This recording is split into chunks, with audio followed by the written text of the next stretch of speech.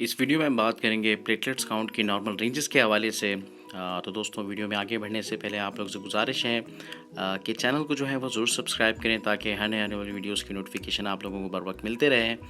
तो दोस्तों सबसे पहले ये जानने की कोशिश करेंगे प्लेटलेट्स काउंट जो है वो होते क्या हैं। तो दोस्तों ये हमारे खून में मौजूद ऐसे खलियात हैं जो कि हमारे ब्लड को जो हमारे खून को जो है जमाए रखते हैं और बह जाने से जो है वो रोकते हैं, यानी ब्लीडिंग को जो है वो रोकते हैं दोस्तों। तो इसकी नॉर्मल रेंजेस के हवाले से अगर हम बात करें तो 1.5 लाख से लेकर 4 लाख पर माइक्रोलीटर जो है वो इसकी नॉर्मल रेंज है।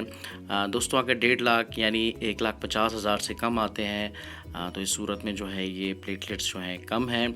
और अगर 4 लाख या मतलब 4.5 लाख से ज़्यादा आते हैं तो ये इस सूरत में जो है ये ज़्यादा तस्वर किए जाते हैं। तो दोस्तों इस टेस्ट को करवाने के लिए जो है वो किसी ख़ास तैयारी की ज़रूरत नहीं होती। किसी भी टाइम जो है किसी भी मजमूई जो टेस्टों के साथ जो है ये टेस्ट आप करवा सकते हैं।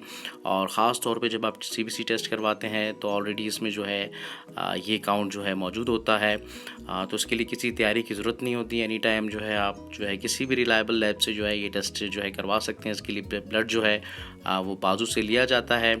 तो दोस्तों ये थी प्लेटलेट काउंट की नॉर्मल रेंजेस के हवाले से एक मुख्तसर सी वीडियो। उम्मीद करता हूँ आप लोगों को ज़रूर समझ आई होगी।